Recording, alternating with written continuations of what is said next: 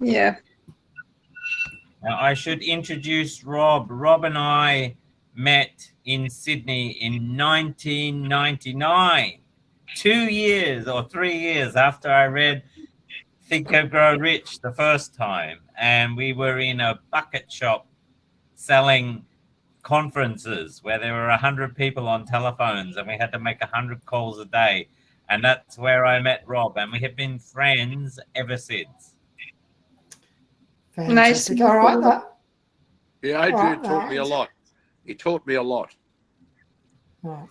Well, we're streaming live now, so we will get underway. And firstly, welcome aboard, everybody. Rob, Anna, Nicolette, and Adrian.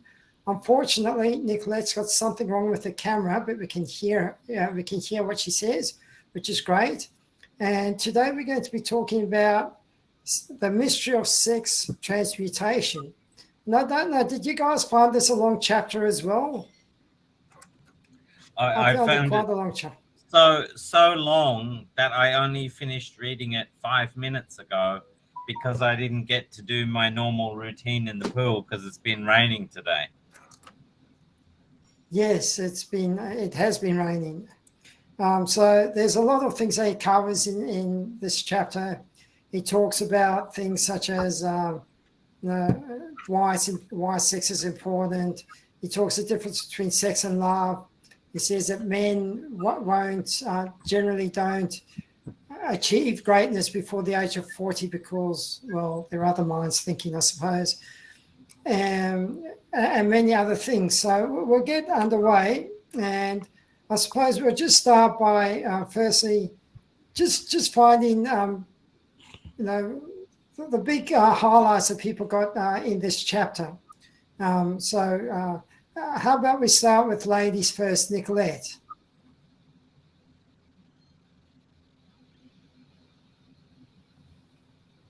I don't know if Nicolette, can you hear us? Yeah, sorry, I can hear you. Sorry, I was just having a quick look to get my camera fixed. So if somebody else can go first, I will just have a quick look at the right. Okay, well, are you okay to go, Anna? Well, let's be a gentleman because this is that. Are you okay to go, Anna, or should we start with Adrian? I usually have the book next to my bed, but I moved the book and I'm trying to remember what exactly it was, because it wasn't just sex, it was like all the big emotions, right? And love, yes. And like the sex is just as a connection as part number one in the list. Yeah. They had the other, yes. the list of 10 stimuli. Yeah. So, look, I've just, as you know, been in the pinnacle of a journey of one person. And I can tell you that you can move the world without sex, and you can move so many people. And I guess you can achieve anything and everything with the persistence, determination, and just being yourself. That's my lessons from Saturday, which I didn't know, but now I know.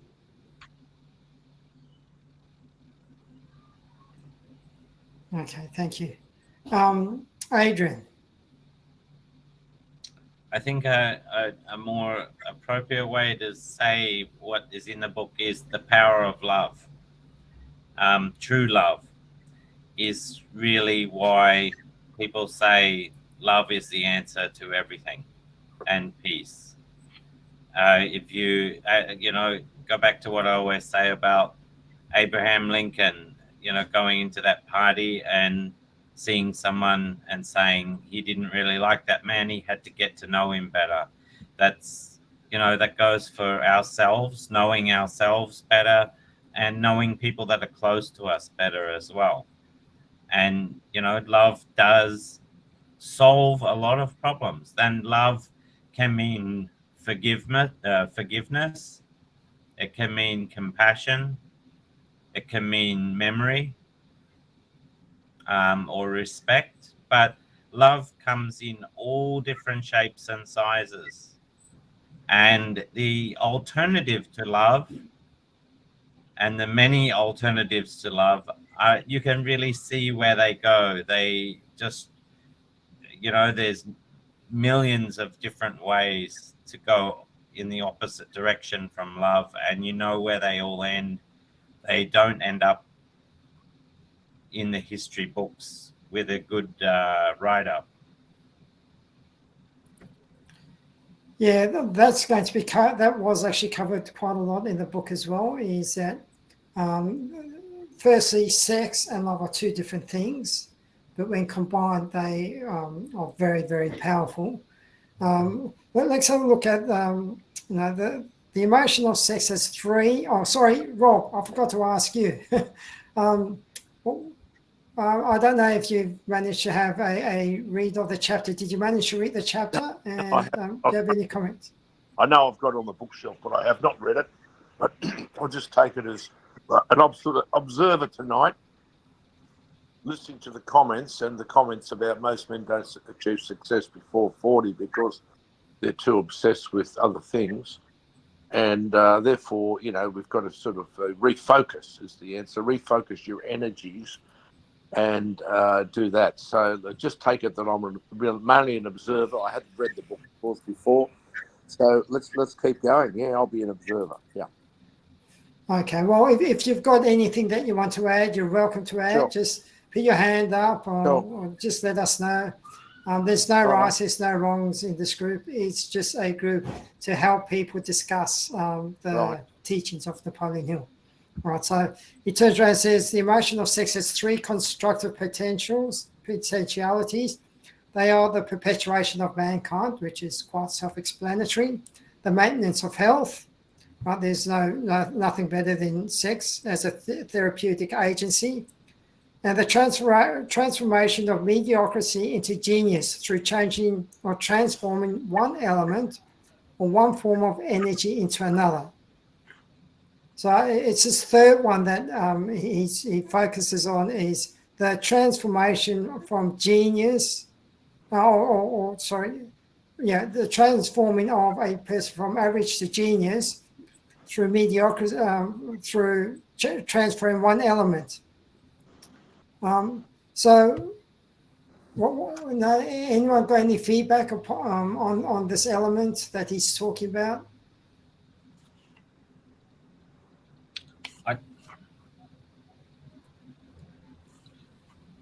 Well, I think I think most people would agree. I mean, there's love without sex, and there's also sex without love, and they're pretty much second to having both of those at the same time in terms of the feeling or the therapeutic or the creativity.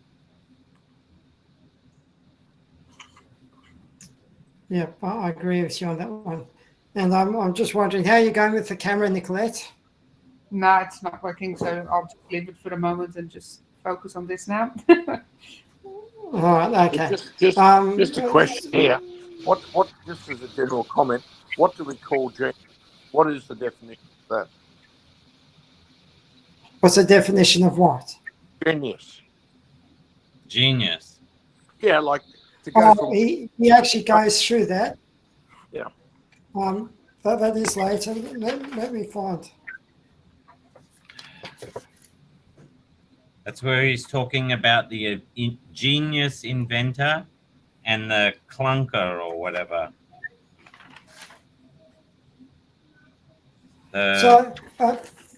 From memory, his definition of a genius is a person that manages to tap into infinite intelligence in order to create and to get results in life. So people like Ford and Thomas Edison, especially, they managed to tap into an infinite intelligence to download the answers to the problem that they were solving.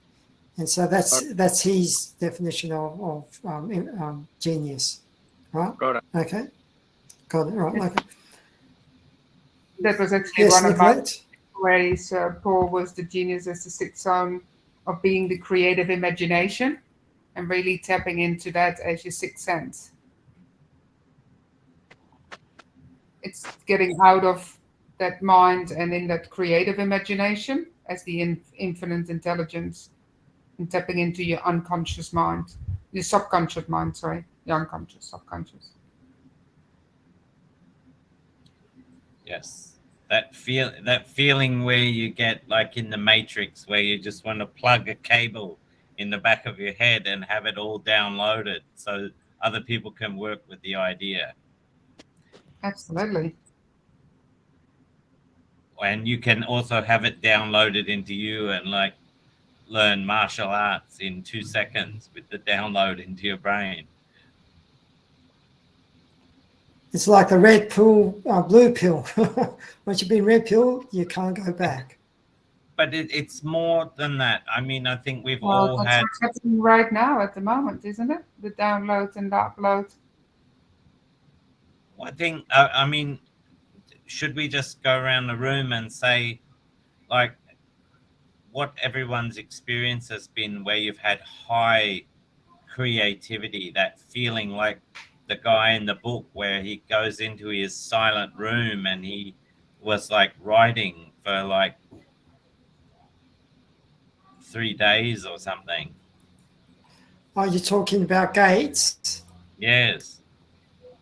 Like that level of inspiration and confidence to just get it out of your head and into paper or stone or paint or music or conversation or whatever.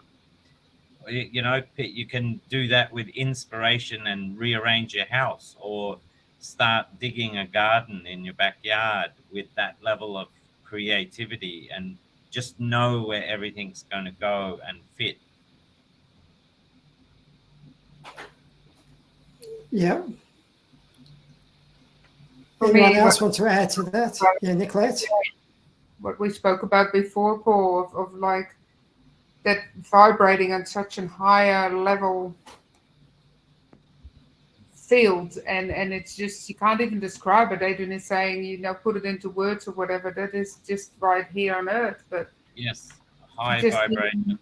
Just a different language. You can't even describe that in the words we're using at the moment. It's not words. It's just a different frequency. You're vibrating on such a higher than average plane, what he says as well. And time matter is not of essence as such, because it's that any time and anywhere, and it is just on that frequency that is hard to explain if you haven't been there. You feel the tingle, you feel you're connected to everything. And well, I quite often don't feel anything because it's such an out of body experience. I don't feel that even anymore. I don't feel my body. I don't feel the ground. I don't feel where I'm sitting or laying. I don't feel like it in your breathing. You feel it in your breathing? Not even, because it's out of my body, so I don't even breathe. If that makes sense. It's like kind of Jesus walking over water idea. And just that flying through wherever you're flying through is just a different, totally different experience of being in a different dimension. And it can go so fast. And that's when you tap into your subconscious. And I actually did it again over last weekend. I was just going like so far back and flying back with such a speed of light. It was not even describable. And that's why you have the different languages what come through And that's what the sixth sense to me means. It's like genius is something hard to describe, because you need to, what Adrian was saying, like you need to feel it or experience it, and sometimes it's not even be able to describe it, because unless you have experienced it, it's hard to describe. Maybe I'm a bit too out there now, but No, you're not. You're not out there. I could vouch for moments where it's like that out of body, but I try. I enjoy the feeling of it. yes, you just need to ground back, because we're still here on Earth. Absolutely. Well, not for that reason, but it just reassures me that I'm doing the right things, and having that it's not like you're getting feedback, but you're feeling that it's right in such a certain way that and you're connected with everybody, and it feels like everybody is also on the same path as well. For me, it's the blueprint to coming home and to really be home. That's the acceleration, the blueprint. So I think what we're talking about here is, he talks about the 10 stimuli. He says sex, love, power, money, music, friendship, mastermind alliance, mutual suffering, auto-suggestion, fear, narcotics, and alcohol. Now, sex is at the top of this list. The first 8 are natural, and the other 2 are destructive. The fear and the narcotics and alcohol. And the whole suggestion in the book is that the whole thing about sex is that it takes your vibrational force, it makes you vibrate at a much higher level than what you normally vibrate at. And when you're vibrating at this high level, obviously, Nicolette's very good at vibrating at such a high level that she gets this out-of-body experience. Could that be the way to describe it, Nicolette? Your vibrations are so high that it becomes an out-of-body experience? Yeah, and I think it says they're all natural and constructive, and then the last 2 are destructive. To me, those mind stimuli are all distractions. They're all distractions instead of coming to pure love, what Aideen was saying before. Love is in there, that's number 2. But all the other ones are quite often a distraction to what really matters of the love. And they were saying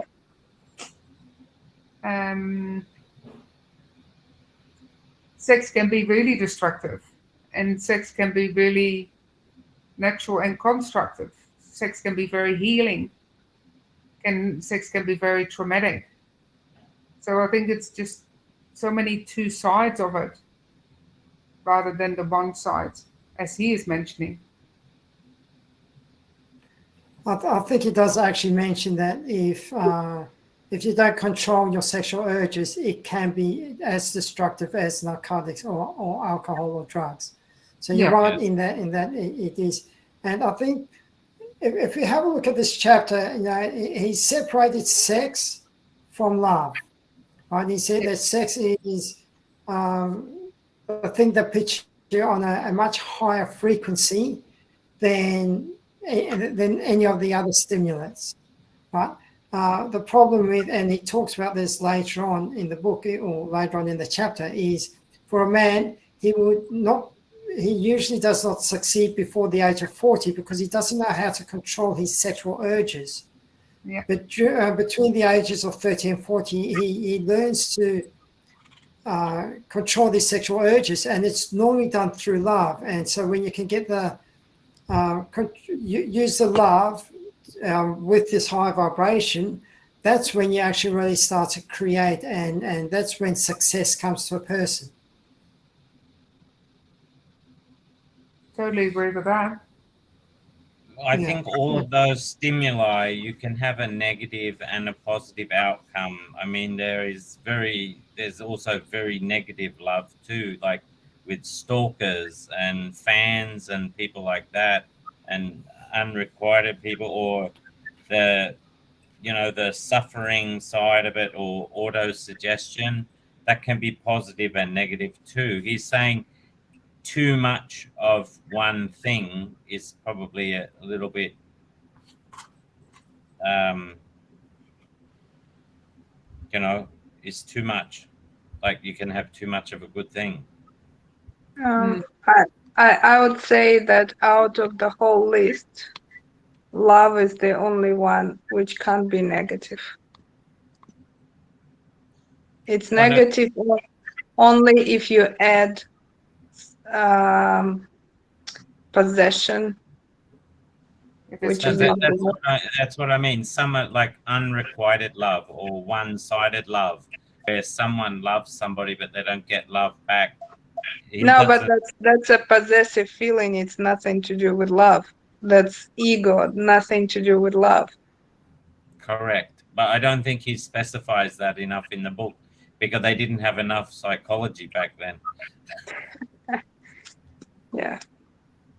I really think this book should be rewritten, not by businessmen adding extra paragraphs about Bill Gates and Steve Jobs. They should add the neurology and psychology side of everything in this book with the right weighting, so that it makes sense. Because some of the I could see this chapter and some other chapters, especially for teachers like Alison, would disagree, because there's been so much development in neurology and psychology, sociology, that makes this book just a little bit too general, Outdated. out of date and a bit old hat.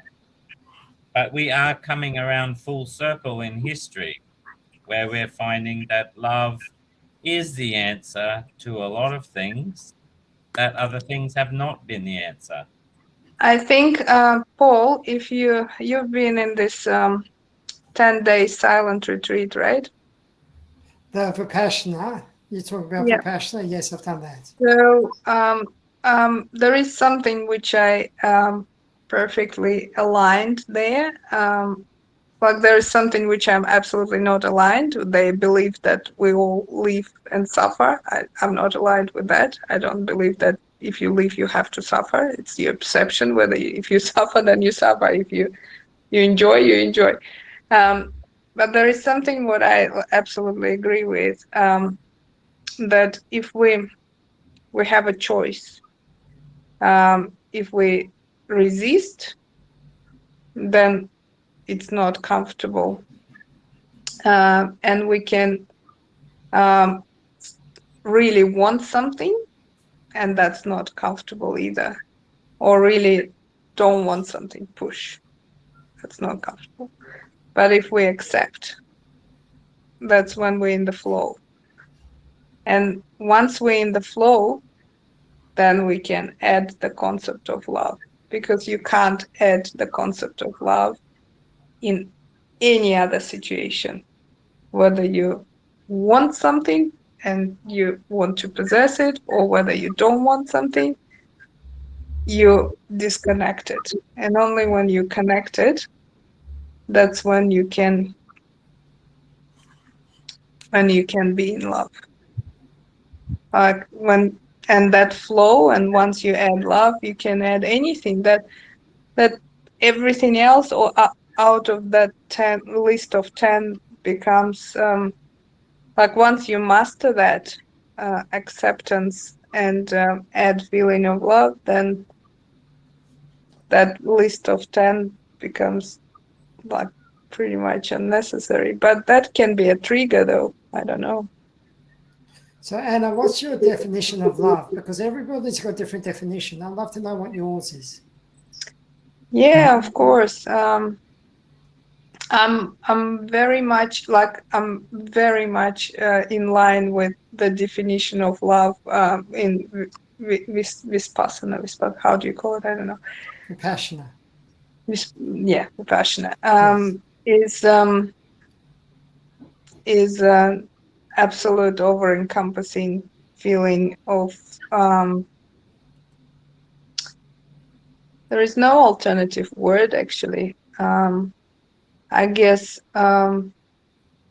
feeling of the positivity of the connection to other people, independently what they do, whether it's good or bad, and total acceptance of your life as it is. And once you're there, then you can drive where you want to go, and also with acceptance that you can have your plan, but the God will bring you there or somewhere where you actually need to go if you accept that. So that's the concept of love. When you accept and strive, and you accept everyone around you in the same manner. I can tell you that when I don't accept something, then I feel in pain. And I can tell you that I feel extreme pain quite recently if I don't accept something. And when I accept, I feel happiness and love. So what you're talking about there, Anna, it's the book that the other book that I've been reading is Ask and It Is Given What by book? Ask and It Is Given. It's by Esther and the husband Hicks, and what they were talking about is resistance. And whenever you've got resistance, that's when you feel the pain. It's just letting go of the resistance, and that will allow love or everything into it. Nicolette, I know that you've got a lot of knowledge around this. What's your take on this? For me, love is unconditional. So without conditions. Yeah, no conditions. Because if it's conditions, it's not love. And what I mean by that is following on what Anna was saying and beautifully articulated, Anna, Yes, I agree. Of just going through the process of no conditions, acceptance, not wanting to change whatever is, so that is the acceptance, but also the forgiveness, and then being fully forgiveness and not having any conditions and not be emotionally attached to the outcome. And for me, it's really without the conditions. I don't know how to say it any other way. It's just pure love with no emotional attachment to the outcome. It just is. And you need to go through the process. You need to go through the process of eliminating all the negative emotions around it in order to be unconditional. And if you can't let go of all the negative emotions you hold around love, you can't accept, and you can't forgive, and it can't be unconditional, then it's not going to be love. So that's well said. And in the book, he actually does talk about the opposite. Like if there is not love mixed with jealousy, with sex, right? And he calls it jealousy. And he actually says the emotions of sex and jealousy, when mixed, may turn a person into an insane beast. The presence of one or more of the destruction emotions in the human mind through the chemistry of the mind sets up a poison which may destroy one's sense of justice and fairness. In extreme cases, it destroys one's reason. Now, I don't know about you guys, but I have experienced that. I don't know who else has experienced the jealousy part at some stage in their youth. Yeah, Adrian has. How about you, Paul?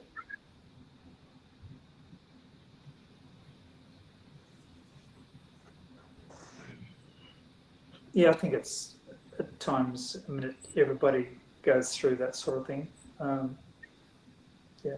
Anyway, I didn't sort of catch the early part of the conversation. So. Yeah. So, well, when you came on, I just asked Anna what her definition of love was. And then I asked Nicolette to expand on that because it was an unconditional thing. And in the book, he is saying that there is sex and there's love, and they're two different things. And sex, when mixed with love, will turn a man into a genius, or could turn a man into a genius. But on the other hand, if you get one of the negative stimuli, if you mix sex with jealousy, he'll turn a man into an insane beast. I think another big part, Paul, is as well is permission. Permission, yeah. Permission, and that's in the sexual content in that respect. It's a mutual agreement and a mutual permission for sex transmutation.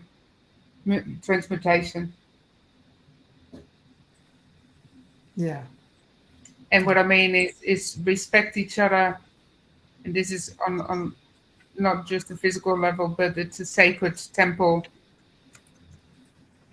and you need to respect and get permission first to enter a sacred temple. And if that's a body or an energy field or anything like that, you need to get that permission first to enter.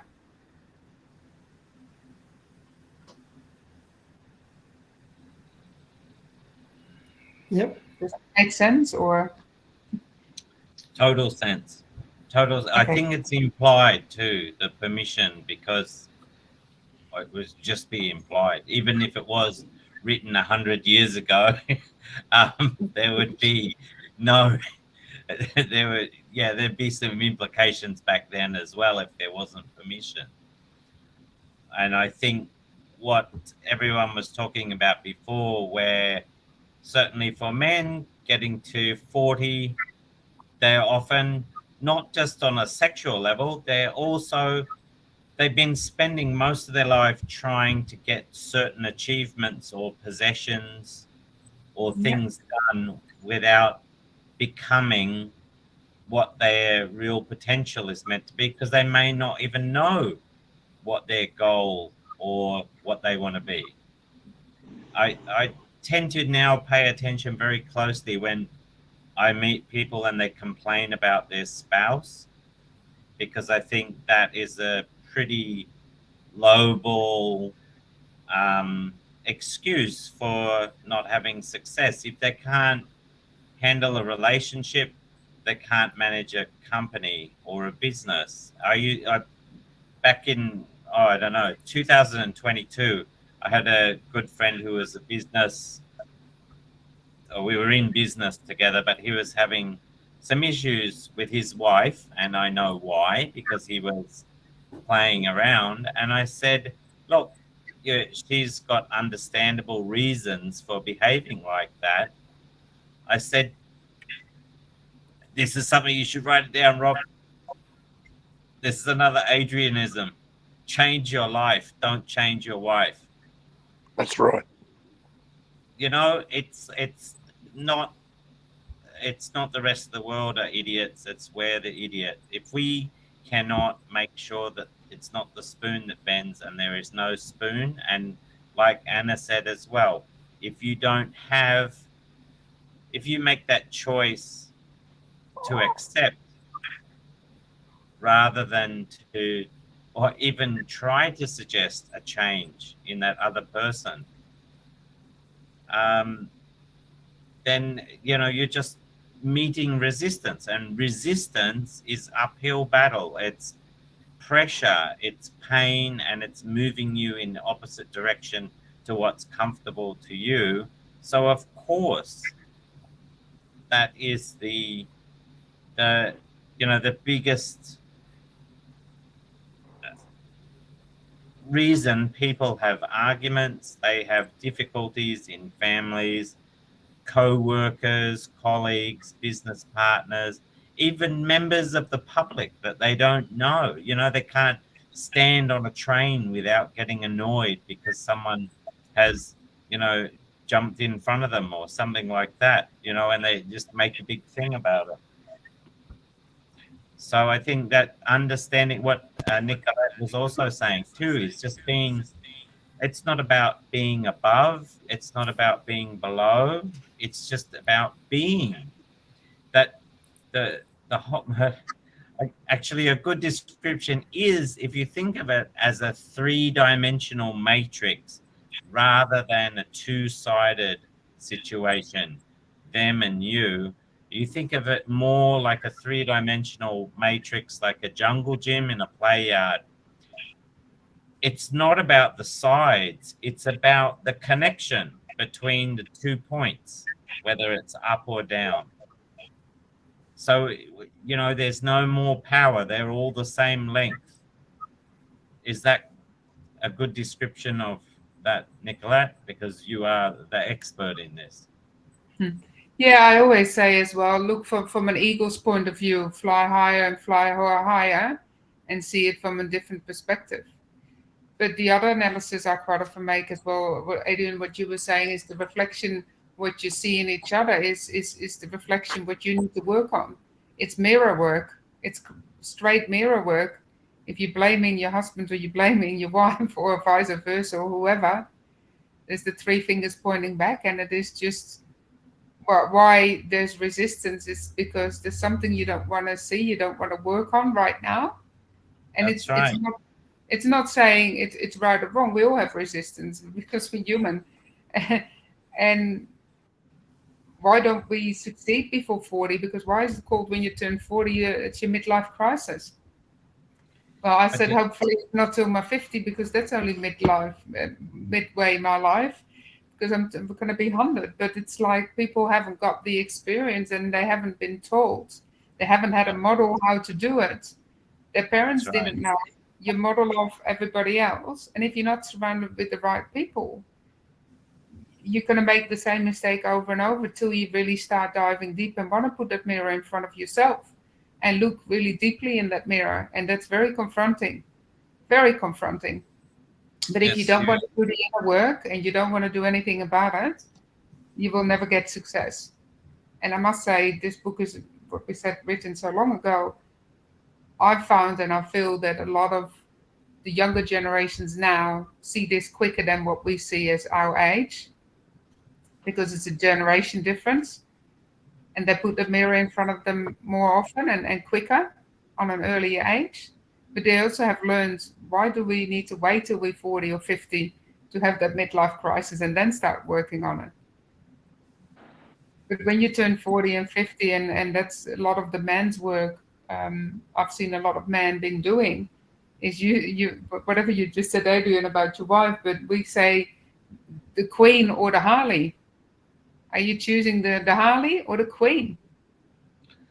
I come from a family of people who all had various midlife crises, and I think it's interesting what you're saying about the younger generation reading this book.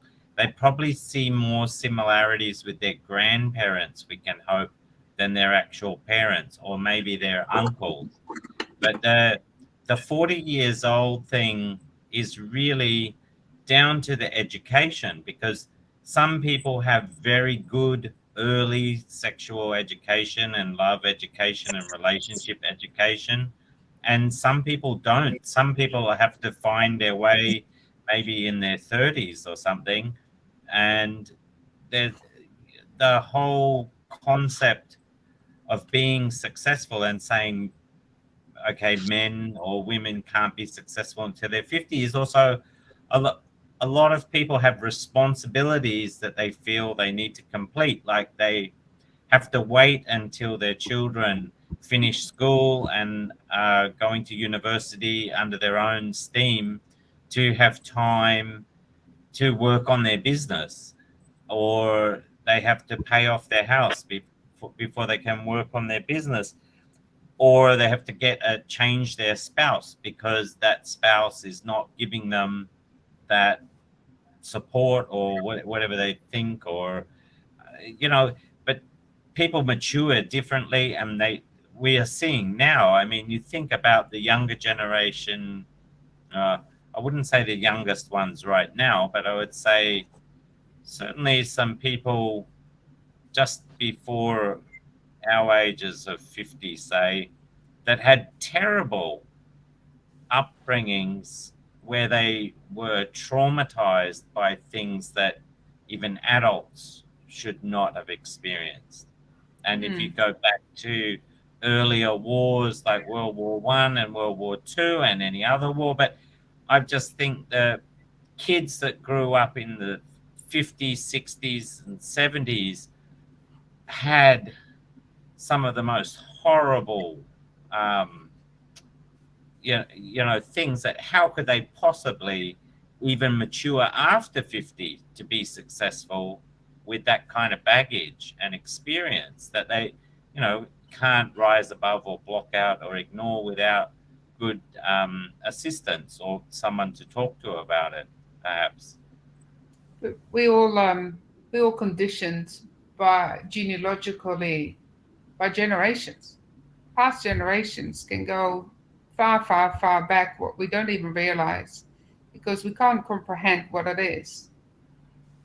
And clearing the baggage you're taking on and you have taken on as individuals from generations past and past lifetimes and everything else, if you believe in that or not, that still affects you right now, today. Us sitting here, that affects you right now.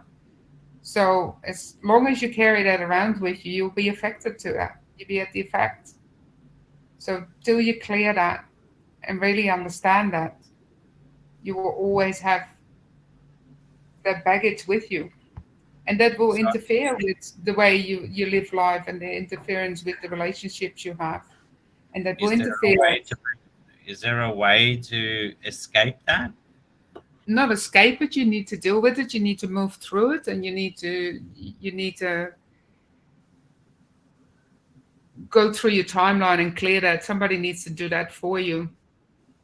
That's basically what I do a lot, and that's what I did again this weekend, and it is a consistent process. But that's not what everybody wants to do, and that's why suffering happens, and that's why I think the transmutation of sex can be so traumatic, because it's still in you and you still have that trauma in you. But if you have cleared a lot of it, it becomes more to the love side. What Anna was saying, it's the acceptance of everything as well. And then it turns into, instead of trauma, more into love and the unconditional love. Again, I think I just want to say I don't know about the generations, but I know that society is the biggest force which conditions us. Truly the biggest. I've experienced that this week in the way how people come and tell you what you're supposed to feel. Yeah. And they tell you that again and again and again. You have two options, and people don't recognize that they do it. So it's just been really surprising to see how everyone believes that they know what you should feel, and they will come and tell you what you should feel, what you're supposed to feel. And you have two options here. One option is nod and say yes, yes, sure. And another option is to resist and say no, no. Or look in yourself, or stop listening at all. Just stop listening. So if you stop listening, you kind of you're disengaging from the whole society, and then there will be a reaction, and the reaction might be that they will see you that maybe you're in shock, maybe you're in the particular state, maybe you don't understand. and no one Australian would society accept. very good at this, Anna. Yeah, and Australia put a woman in jail because of her reaction. yeah. So I was surprised because I have around me quite emotional, intelligent people, and I was surprised to hear from them conditioning when people will come and say, "You must feel horrible," and I would think, "Why must I feel horrible? Why wouldn't I feel blessed? Why wouldn't I feel that?" That it's something happen what everyone would desire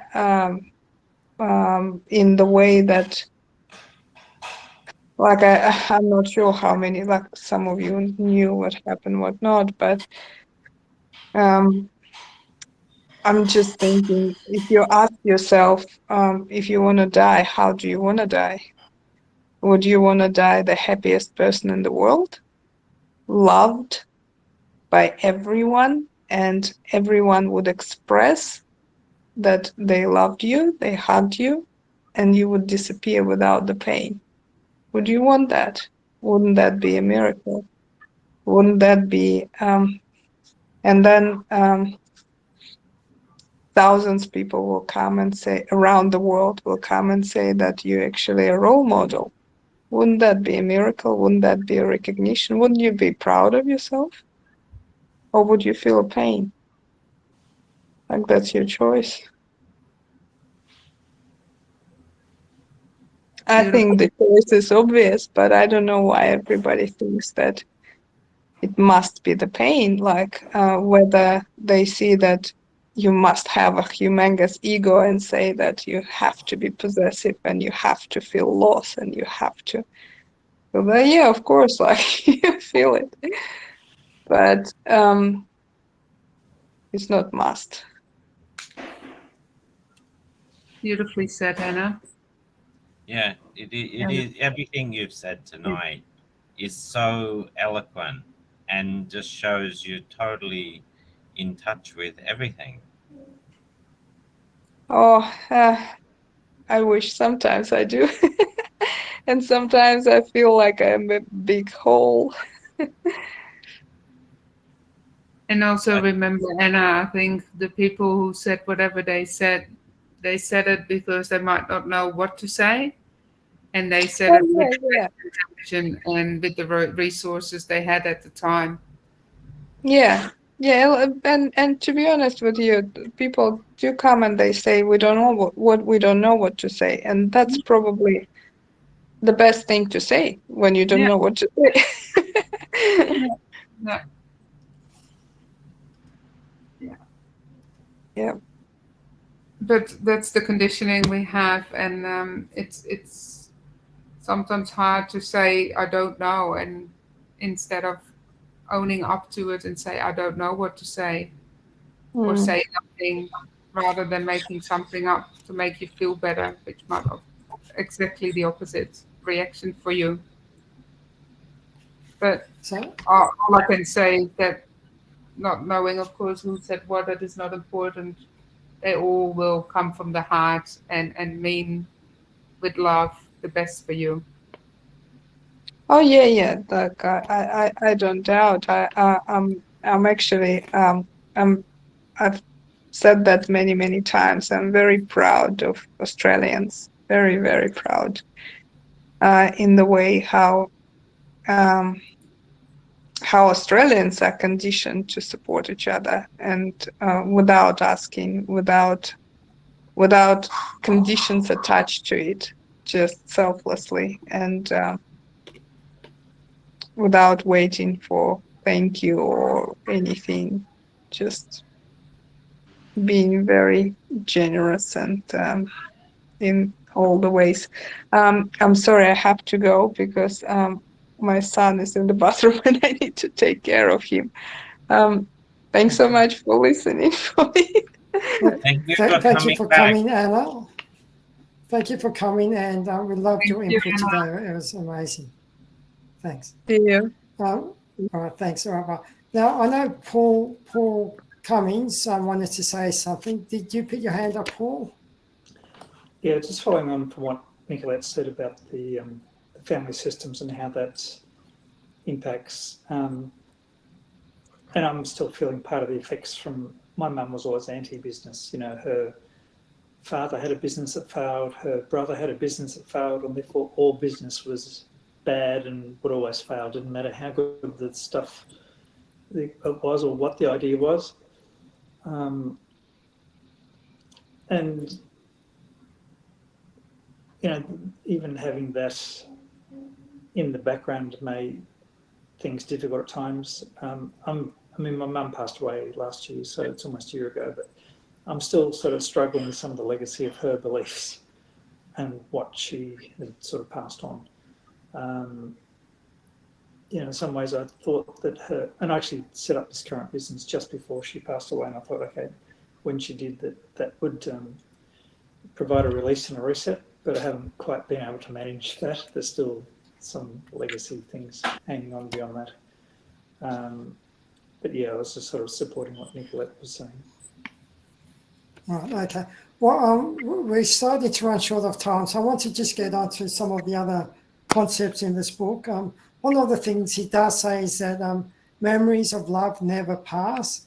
They linger, guide, and influence long after the source of the simulation has faded. So love endures because it is spiritual in nature. Right? So now we've been talking a bit about love, a bit about jealousy, and I think it's always best to experience love, but you can't experience love without the other as well. Then he goes on to talk about some of the things that I think might be a bit controversial. One of the things he says is, and I know we're talking about marriage and love and all of that beforehand, and arguing with your wife. And in the book, he says, disharmonies in marriage are expressed in the form of nagging, may usually be traced to the lack of knowledge on the subject of sex. Where love, romance, and proper understanding of the emotion of and function of sex abide, there is no disharmony between married people. Then he goes on to turn around and say, a wife will either make or break a man as a result of the wife's understanding or lack of understanding of the emotion of love, sex, and marriage. If a woman permits her husband to lose interest in her, it is usually because of her ignorance or indifference towards the subject of sex, love, and marriage, and romance, not marriage, romance. So what do you guys have to say about that? You know, I think what he's basically saying there is, you know, a woman, it's a woman that doesn't understand love, sex, and marriage will start nagging a man, and it's kind of like the woman's fault. I don't know if you read it that way or if I'm just misunderstanding. I think a lot of people have said that in the past and still do, but I think Mick Jagger says it better. You get what you give and you reap what you sow, and there's always two sides to everything, and what we say and what we do can be very different. So I think I think it applies to both sexes, because even if you did a study into like high-powered business women or successful business women and talk to their husbands and their children, you would find very similar things in that you read in this book about what you know, whether they feel they're being loved or having the time and the care with them that they deserve.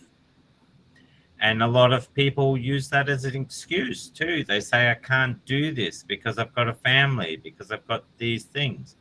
However, you and I are probably good examples of people who try to not let that get in the way. You kept going with this group, even though you had a family and you had to go away. You kept the group going.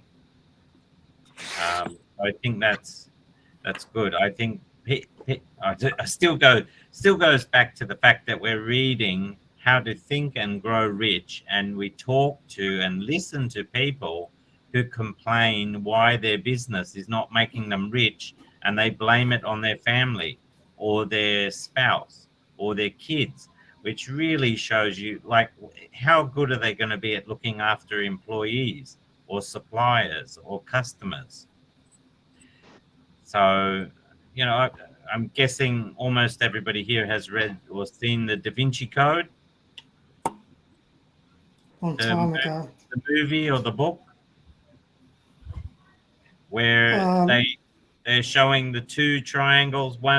This triangle is representing males, and this triangle is representing females, and they put it together, and it's a Star of David. But if you look to Asia, the yin and yang symbol of male and female, it's not a circle with a straight line through the middle of it.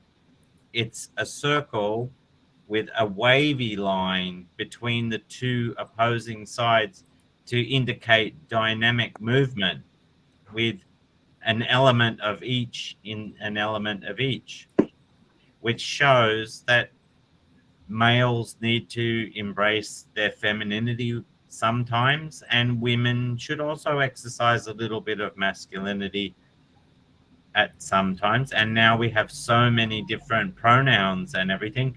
Maybe it's going to look like two very multicolored swirls where we've got to show a little bit of everything else, and that's the color, that's the color of the world turning brown, isn't it?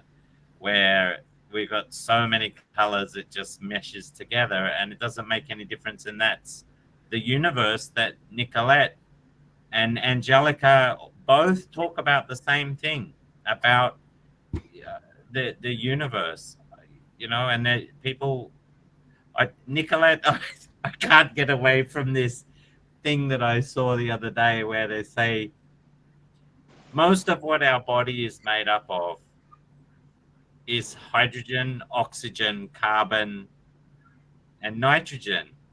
And that is also the four most common elements of the universe. And it's no accident that when we feel at one with life and the universe, it's because we're feeling at one with the very same elements we're made of being out there as well. And it's that not being above, not being below, and not feeling pressure and not feeling ease. It's just, in essence, you're floating through, I don't know if you call it time or an epoch or a journey or what. Quantum, yeah, whatever it's. Well, I don't know. Are we gas? Are we? I mean, certainly, if you look at the human race and the history of this planet, according to science, we are a blip. But it's been lots and lots of blips have changed people's lives, and people have had great lives and died happy, or helped others to have less pain and shown them the way, like you do, Nicolette. You show people a way where they feel neither pain nor too much joy, I would imagine, as well, because that's not the objective, is it? It's content. Yeah, and I think it's just really finding the balance. Balance, that is the word of Buddha. The musician on the side of the road, if the bow is too tight, it breaks. If it's too slack, the string doesn't make a sound. It's finding that balance, that middle way, the middle path that gets us through the obstacles and the pressure, and also gets us past those desires that are also not the best things to exercise at that time.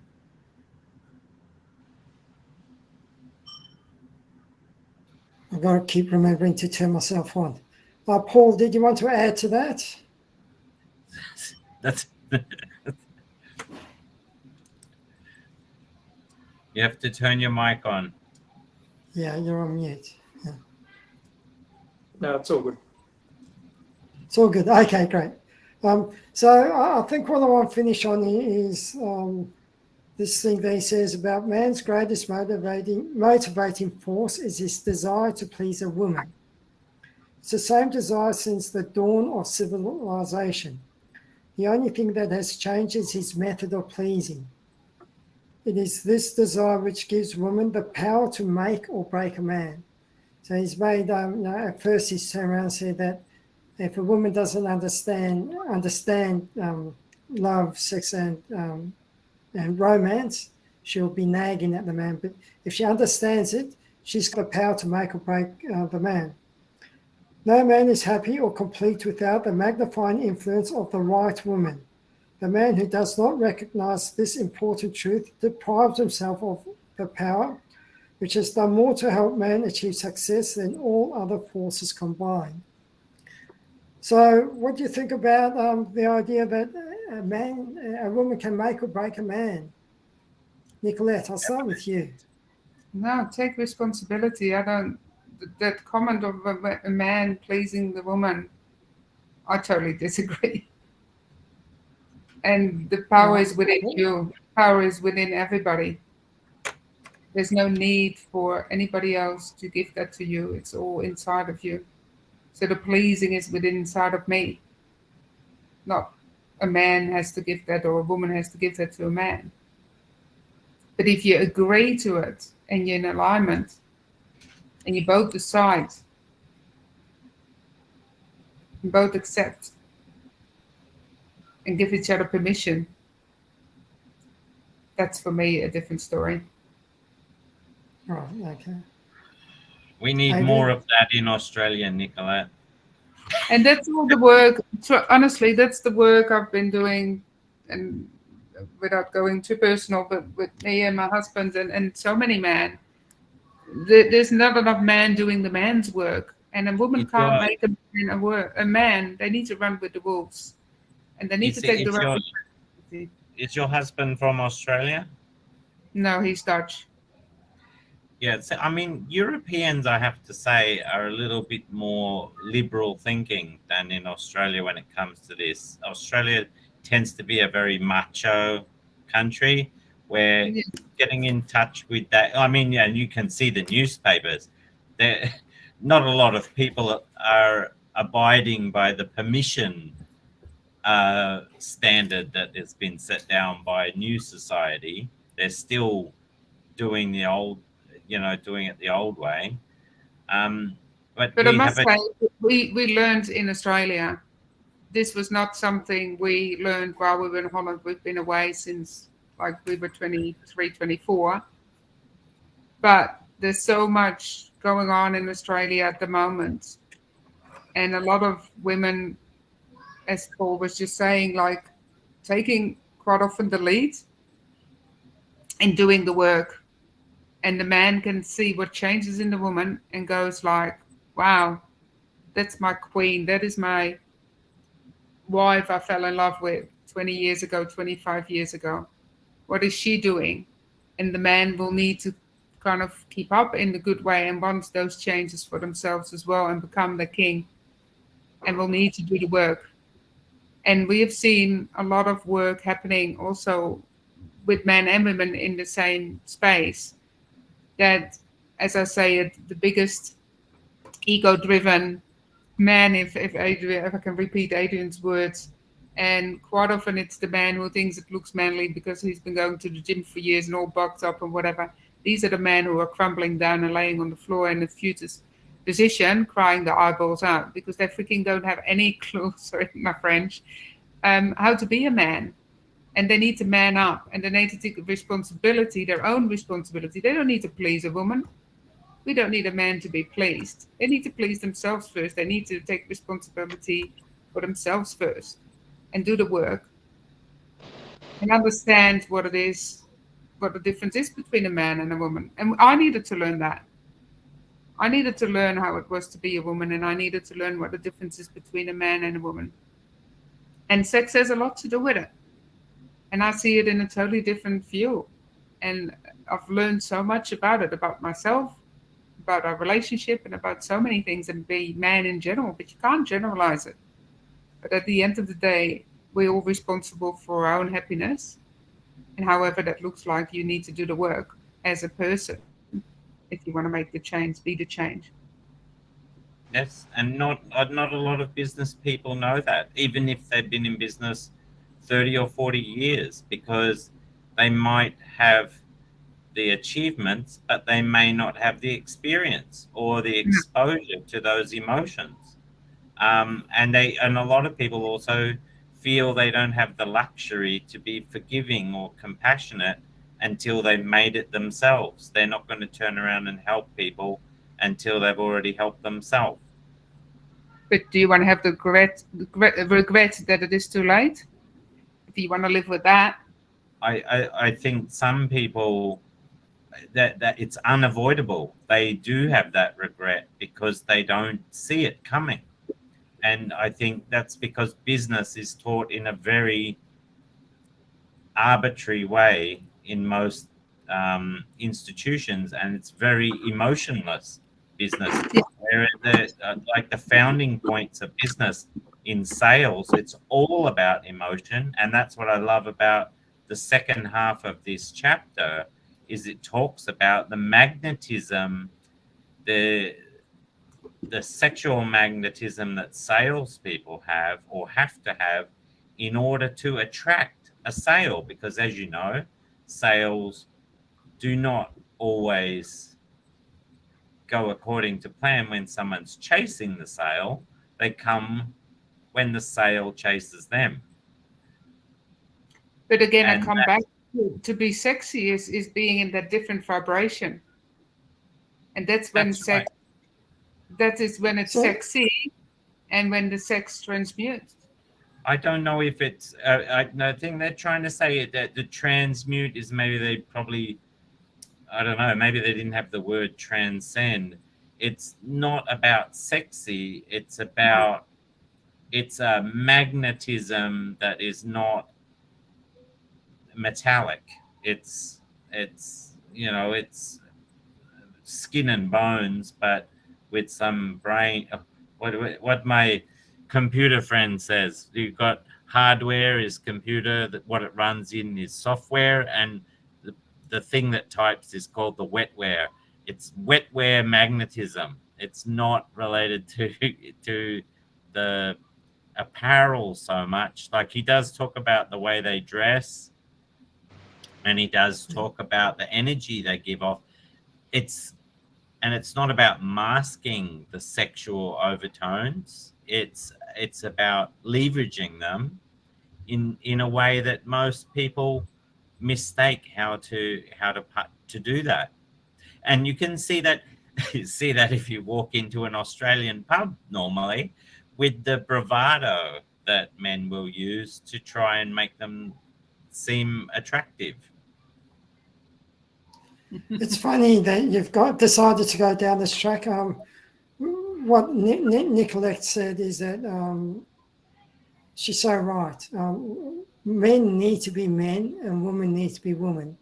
And you and I were talking at your Smallest World Expo about Neil Strauss and about the book The Game. And that's something I studied when I was single, was the difference between the man and woman. And what's happened, according to this community, is that men have forgotten how to be men because of all the pressures put on them by society.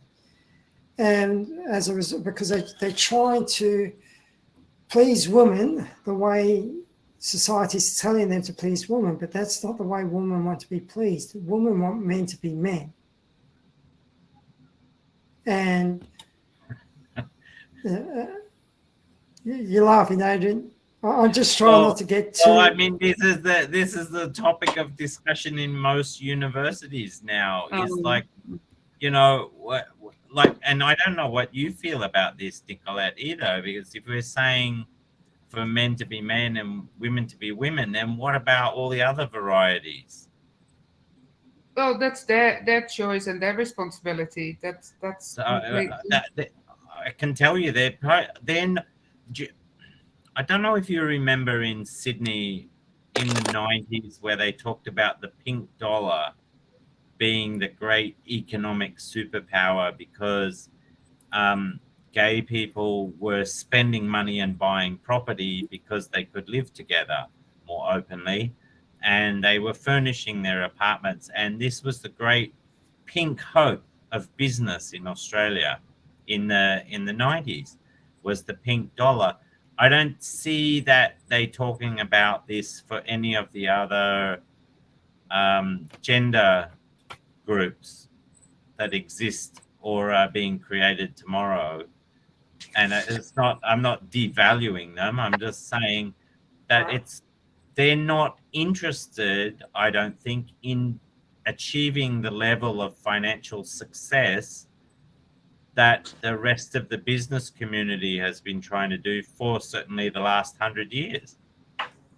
Then I talk to a lot of young people, and they are really not interested in accumulating that amount of wealth and wanting to retire. They don't even see the point to working most of the time on anything that's going to create much more income than what they need for their next plane ticket. All right, well, very interesting topic tonight. Sorry? I said this is probably a whole different call we can have a That's right. Yeah. I mean, one of the things, and I'm not going to harp on this, but he doesn't talk about homosexuality or gay people in the book. He doesn't bring that up at all. I think 100 years ago, if you were gay, you were gay, but you were secretly gay. I think that the world has changed in that respect.